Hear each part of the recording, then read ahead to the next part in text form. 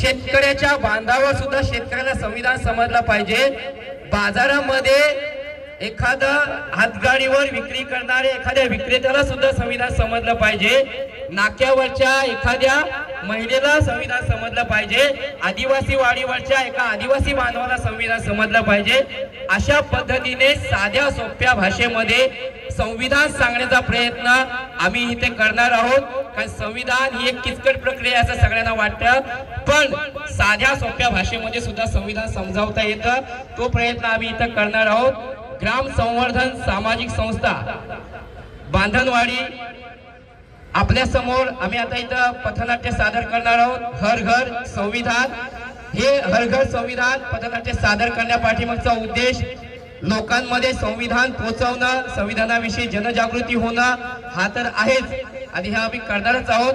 आणि हा प्रामाणिक प्रयत्न ग्राम संवर्धनचे कार्यकर्ते आणि ग्राम संवर्धन संचलित बालग्राम प्रकल्पातील जी आमची अनाथ मुलं आहेत, ती अनाथ मुलं आणि कार्यकर्ते मिळून आम्ही समन्वयाने हे पथनाट्य इथं सादर करणार आहोत। हे पथनाट्य सादर करत असताना तुम्हाला आपल्या रोजच्या जीवनामध्ये जिथं जिथं संविधान आपल्याला वापरता येऊ शकतं, जिथं जिथं संविधान अंमलात येऊ शकतं, अशा पद्धतीने साध्या सोप्या भाषेमध्ये आम्ही मांडणी केलेली आहे। ही तुम्हाला नक्कीच आवडेल। पुन्हा एकदा तुमचा जास्त वेळ न घेता आपण लवकरच ज्याची आपण सगळेजण आतुरतेने वाट पाहत आहात त्या आपण पथनाट्याकडे वळत आहोत। धन्यवाद।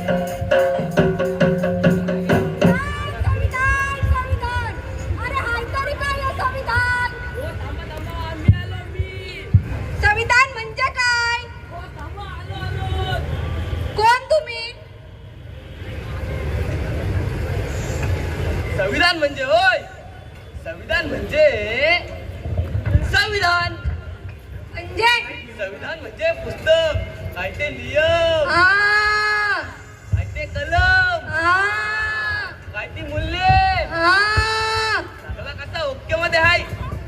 काय काय असते त्याच्यात, तू त्याच्या नादाला लागू नको। बरं, मग तो अमृत महोत्सव वर्ष तो काय विषय आहे? तो अमृत सगळ्यांना वाटायचा आहे, तोच काय? अमृत महोत्सव वर्ष, अमृत महोत्सव वर्ष म्हणजे देशाला स्वातंत्र्य भेटला त्याच काहीतरी आहे।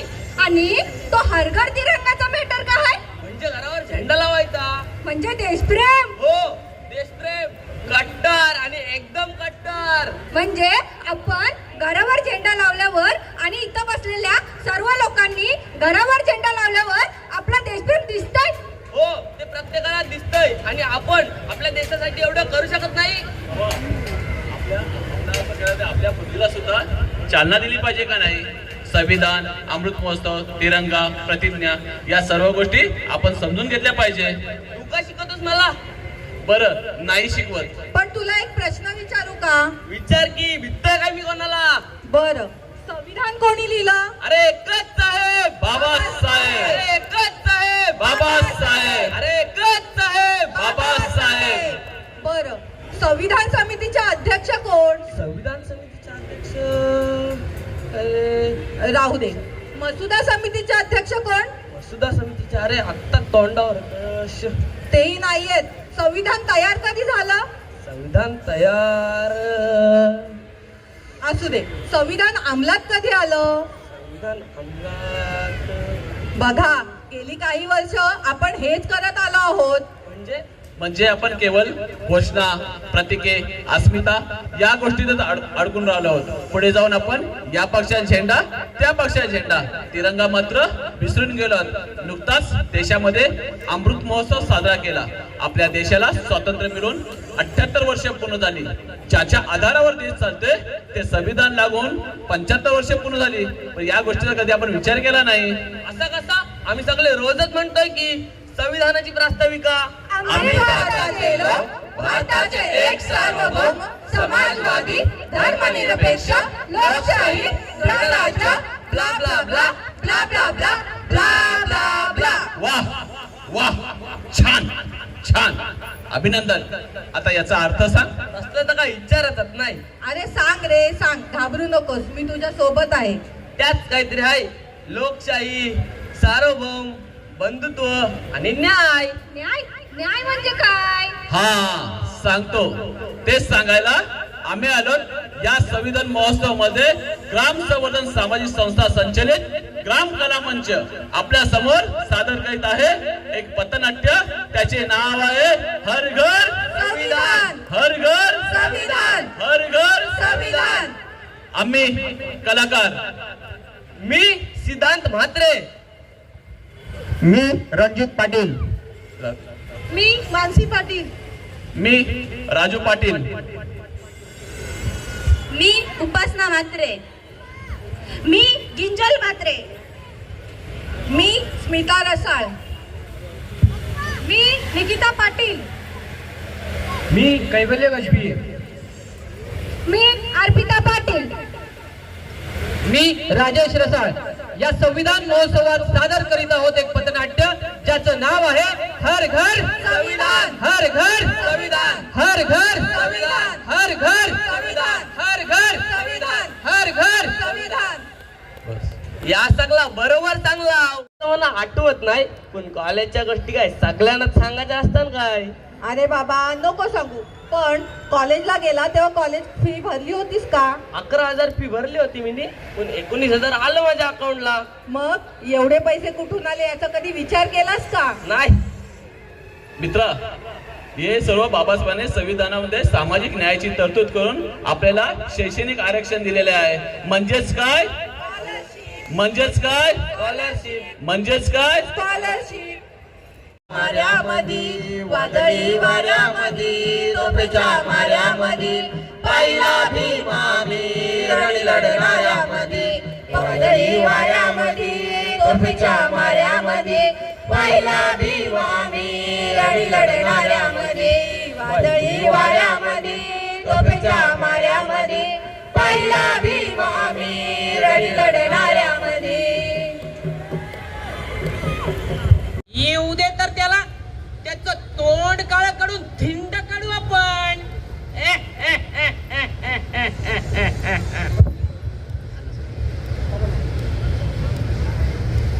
आंबेडकर, हे तुम्ही योग्य करत नाही आहात. योग्य अयोग्य ठरवण्याचा अधिकार कोण्या एका व्यक्तीला किंवा एका समाजाला नाही. अहो, पण तुम्ही आमचं पाणी वाटवताय. बरं, मी मान्य करतो, हे पाणी जर तुमचं आहे तर मग ह्या पाण्यावर तुमचं नाव लिहून दाखवा. आंबेडकर, हे तुम्हाला महागात जाईल.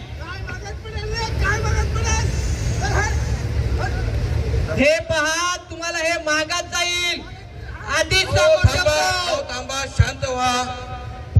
आपण इथे भांडायला आलो आहोत का? अभि बाबासाहेब, पाण्यासाठी सुद्धा भांडावं लागतं, हे दुर्दैव आहे आपलं. हा भ्रम ठेवू नका. आपण इथे पाण्यासाठी म्हणजे आपल्या हक्कांसाठी भांडायला आलेलो आहोत. पण या चौदार तळ्यात कुत्रे, मांजरे, गुरं, ढोरं पाणी पितात. त्या चौदार तळ्यात आपल्यासारख्या हाडामासांच्या लोकांना अडवलं जातं. आज या महाडच्या धर्तीवर चौदार तळ्याचा सत्याग्रह हा केवळ पाण्यासाठी नसून तो आपल्या न्याय आणि हक्कांसाठी आहे. आपण ही माणसं आहोत हे सांगण्यासाठी आहे. चौदार तल्याच्या काठी रोहून पाय खंबीर. चौदार तल्याच्या काठी रोहून पाय खंबीर. राहिला उभा दलितांचा सेनानी रणगंभीर. जय भीम, जय भीम, जय भीम, जय भीम. त्या पराक्रमी भीमान क्षण मात्र झाकले नेत्र. ओझली थकेचा पाणी जय घडले युद्ध क्षेत्र तापरे अधर्मा भरले रोडेंची शकले झाली चौदार तळ्याच्या काठी जन्माला क्रांती आली जय भीम जय भीम जय भीम जय भीम हा ही तर भारी गोष्ट होती. इथल्या प्रत्येक गोष्टीचा लाभ प्रत्येकाला कसलाही भेदभाव न करता मिळायला हवा हे आपल्याला डॉक्टर बाबासाहेब आंबेडकरांनी या चौदार तळ्याच्या सत्याग्रहातून दाखवून दिलं आहे. पण आपण काय करतो याकडे कधी लक्ष देत नाही आणि हीच आहे गैरी समता. जरी झाला बॅरिस्टर तरी पडला ना विसर जरी झाला बॅरिस्टर तरी पडला ना विसर मावडी ना बाई काही कांदा न भाकर भीमावडी न बाई काही कांदा न भाकर मावडी ना बाई काही कांदा न भाकर भीमावडी न बाई काही कांदा न भाकर नको पुरणाची पोळी अन गोडधोड खाया पूर्णाची पोळी अन गोडधोड खाया नको पुरणाची पोळी अन गोडधोड खाया नको पूर्णाची पोळी अन गोडधोड खाया वाटू लसणाची चटणी संग तोंडी लावाया वाटू लसणाची चटणी संगे तोंडी लावाया वाटू लसणाची चटणी संग तोंडी लावाया वाटू लसणाची चटणी संगे तोंडी लावाया तो अति आनंदान जेवला पोटभर तो अति अनंतान जेवला पोटभर मावडी ना बाई काही कांदा न भाकर भीमावडी न बाई काही कांदा न भाकर जरी झाला बॅरिस्टर तरी पडला ना विसर जरी झाला बॅरिस्टर तरी पडला ना विसर भीमावडी न बाई काही कांदा न भाकर भीमावडी न बाई काही कांदा न भाकर म्हणजे लोकांसाठी लोकांच्या करिता चालवलेले राज्य म्हणजे लोकशाही. लोक म्हणजे आपण, त्यामुळे आपण आपल्यासाठी आपल्याकडून चालवलेले राज्य म्हणजे लोकशाही असं आपण मानू शकतो. समाजवादी आर्थिक सामाजिक तत्वज्ञान आहे. समाजवादी व्यवस्थेत संपत्ती आणि मालमत्तेची मालकी ही जनतेची असते आणि नियंत्रण हे सरकारचे असते. धर्मनिरपेक्षता म्हणजे सरकारने राजकारण किंवा सरकारी कामांमध्ये धार्मिक बाबी करू नये आणि धर्माच्या आधारावर भेदभाव करू नये. पण असं असताना देखील संविधानात इथल्या प्रत्येक नागरिकाला धार्मिक श्रद्धा वैयक्तिक पातळीवर पाळण्याची परवानगी देते. भारतीय राज्यघटनेनुसार भारत एक लोकशाही गणराज्य आहे. याचा अर्थ असा आहे की भारताला अंतर्गत आणि बाह्य बाबीमध्ये निर्णय घेण्याचा पूर्ण अधिकार आहे. देश, राज्य, जिल्हा, गाव, व्यक्ती सर्व सार्वभौम असू शकतात. थोडक्यात आपल्या निर्णयावर इतरांचे वर्चस्व नसणे होय. आपण समाजवाद स्वीकारलं खरं, पण सरकार तर सगळीकडेच खाजगीकरण करत सुटलं आहे. आर्थिक सामाजिक दरी वाढत चाललेली आहे. समाजवादाची पायमल्ली सुरूच आहे.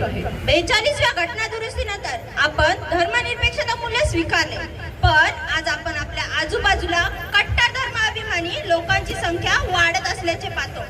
याच मूल्यानुसार सरकारला कोणताही धर्म नाही असं असताना देखील उघडपणे धार्मिक विधी होतात. काही कट्टर लोक धार्मिक द्वेष पसरवत राहतात. यावरून आपण धर्मनिरपेक्ष नसल्याचे सिद्ध होते. संविधानामुळे मिळालेल्या स्वातंत्र्याचा वापर आपल्या न्याय हक्कांसाठी करून आंदोलन करत असू तर तो गुन्हा मानला जातो.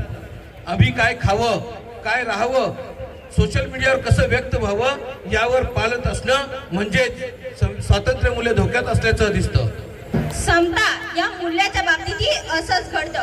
एका शाळेतील दलित मुलाने पाणी पिण्याच्या माठातून पाणी प्यायलं तर त्याने ते पाणी पाठवलंय असा आरोप करून त्याला मारहाण करण्यात आली.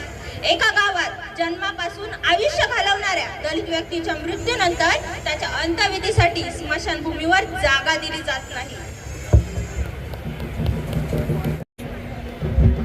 संविधानातील मूल्य समजून घेऊन ती अंमलात आणली पाहिजे. संविधानिक मूल्याचं हनन ज्या ठिकाणी होईल तिथे विधायक हस्तक्षेप केलं पाहिजे. रोजच्या जगण्याशी निगडीत असणारी संविधानिक मूल्ये आपण नीट समजून घेतली पाहिजेत आणि इतर भारतीय बांधवांना सांगितली पाहिजे. आणि हे सगळं आपण केलं. संविधानातील मूल्य जर समजून घेतली, ती आचरणात आणली, तर खऱ्या अर्थाने आपण भारतीय नागरिक होऊ.